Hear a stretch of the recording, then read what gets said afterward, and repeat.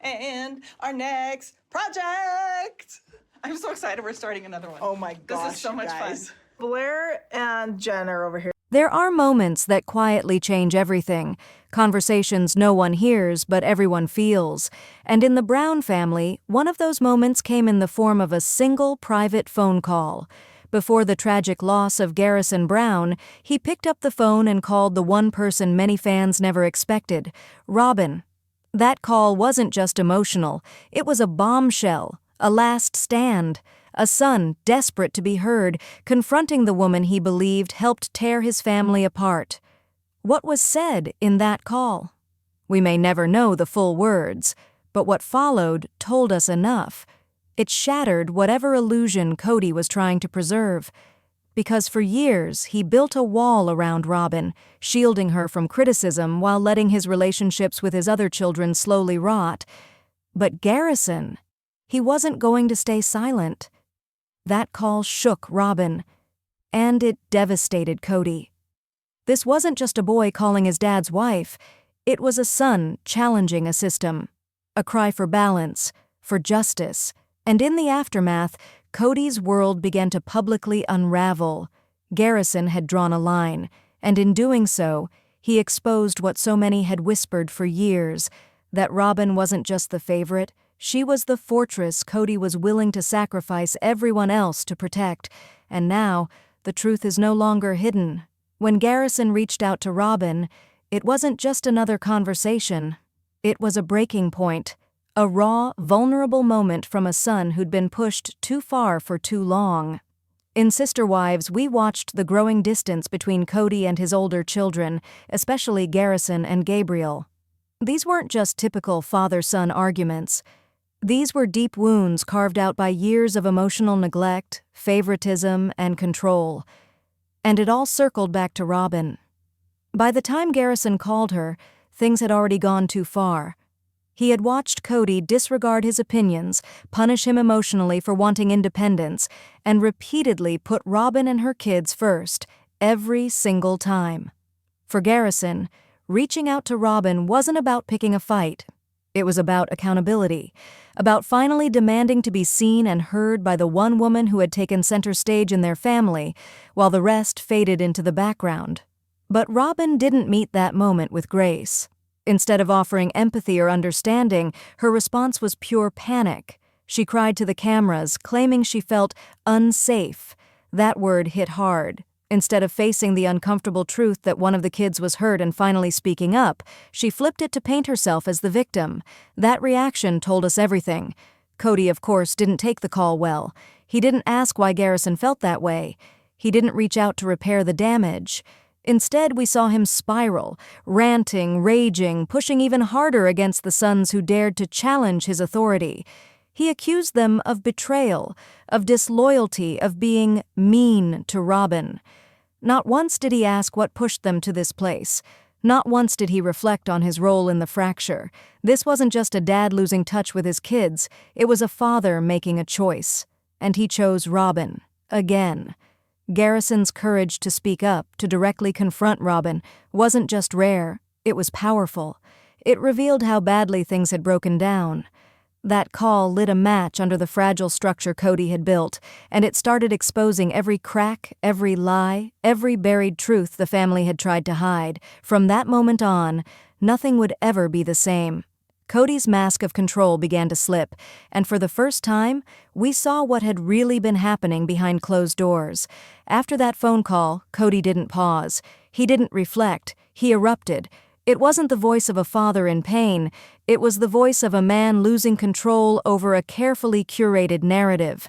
In Sister Wives Season 17 and 18, we saw Kody spiral deeper into a pattern of anger and blame.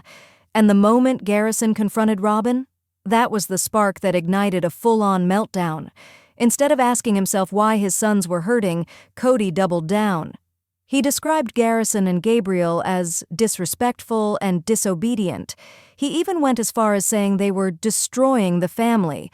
But it wasn't just frustration, it was personal. Because in Kody's world, any criticism of Robyn was an attack on him. She had become untouchable. We watched him unravel on camera, emotionally defending Robyn at every turn. In one especially heated scene, he said, "They don't respect Robyn, and I won't stand for that." But what he didn't say spoke even louder.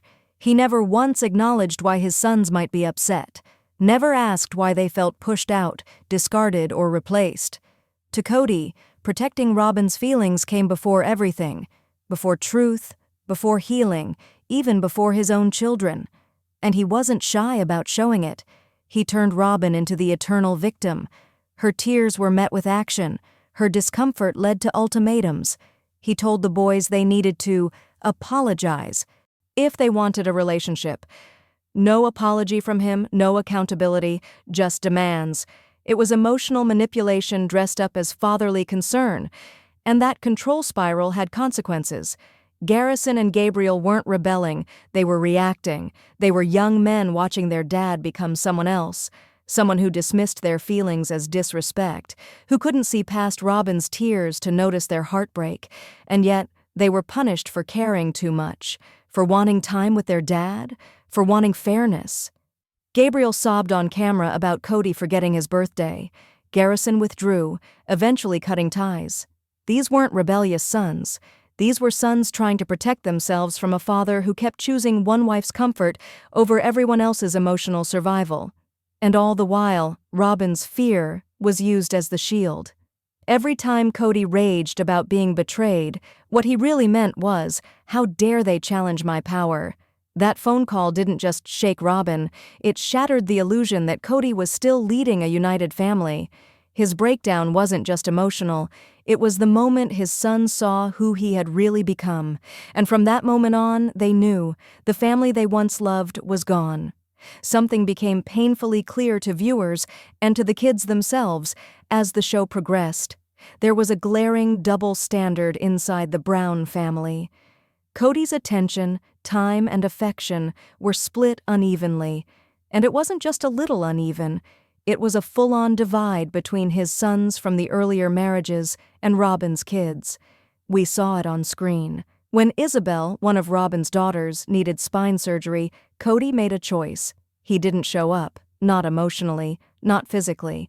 Meanwhile, Robyn's kids got Kody front and center for birthdays, school events, and every little milestone.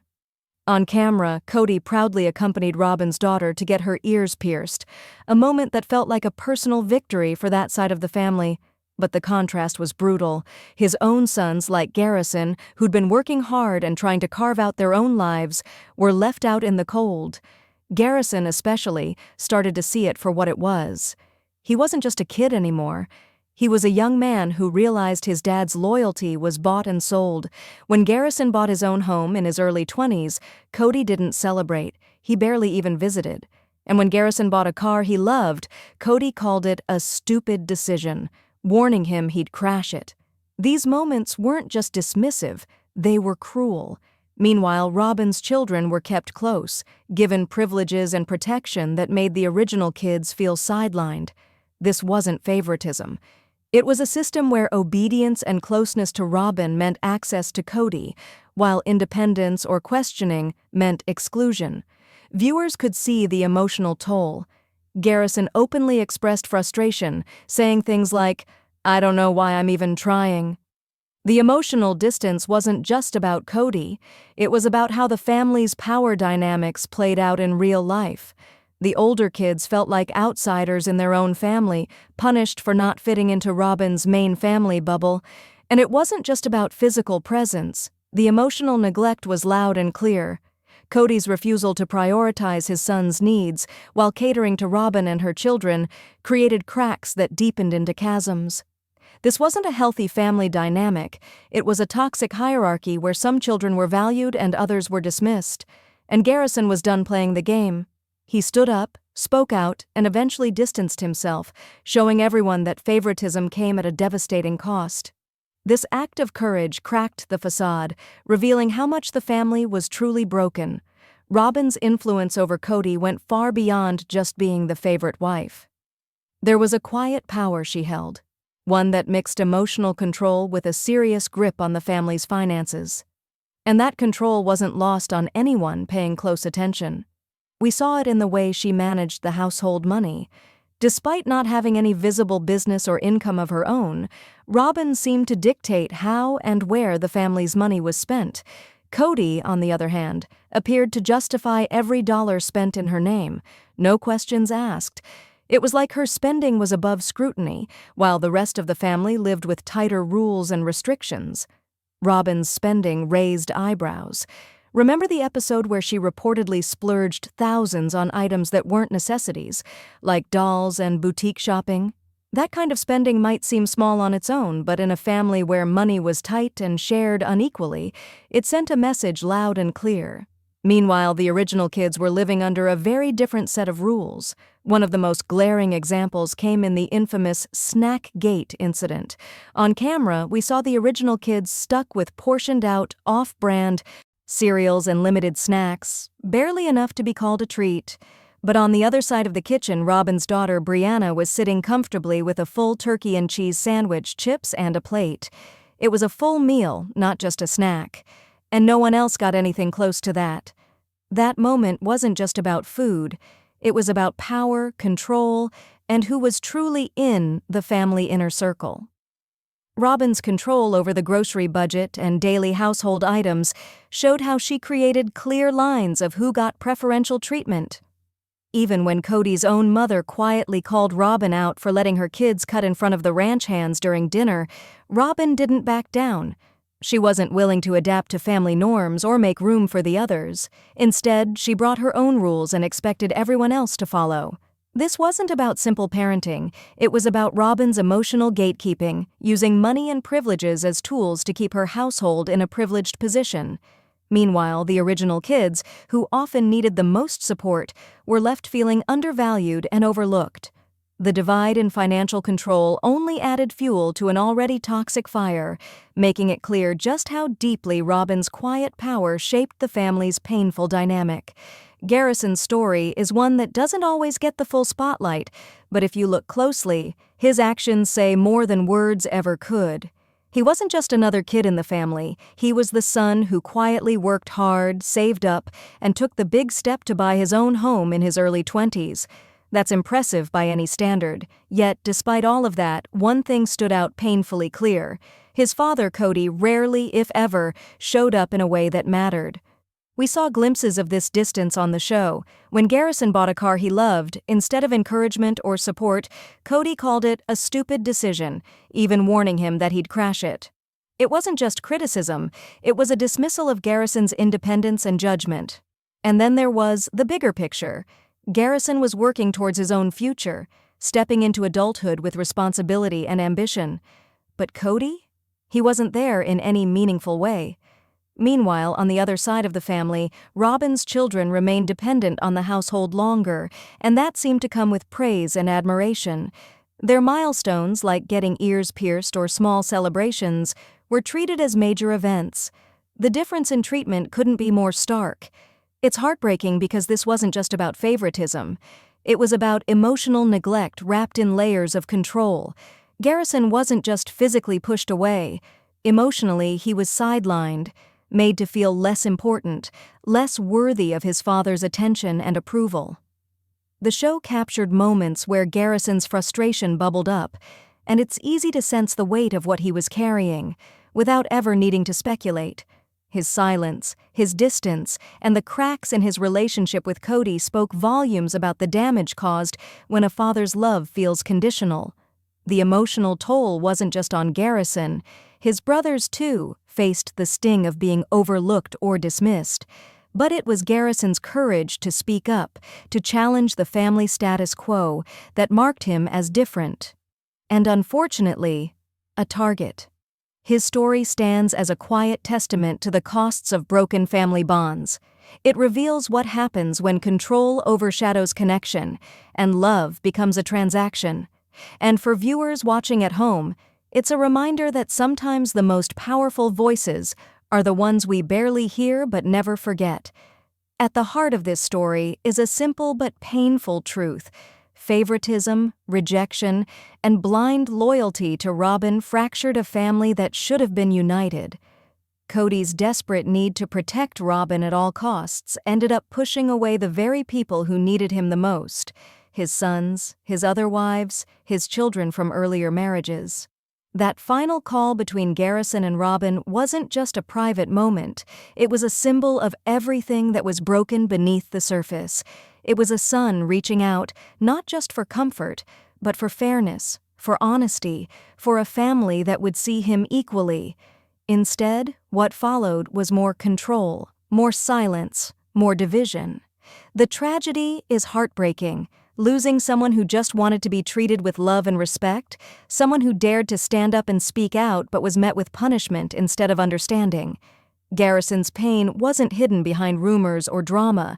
It was right there on the screen, in the way he was sidelined, ignored, and emotionally pushed away. To everyone watching, this isn't just reality TV drama. It's a lesson about what happens when silence wins, when truth is buried, and when fairness is sacrificed for control. If you ever feel unheard, if you see injustice in your own life or family, speak up.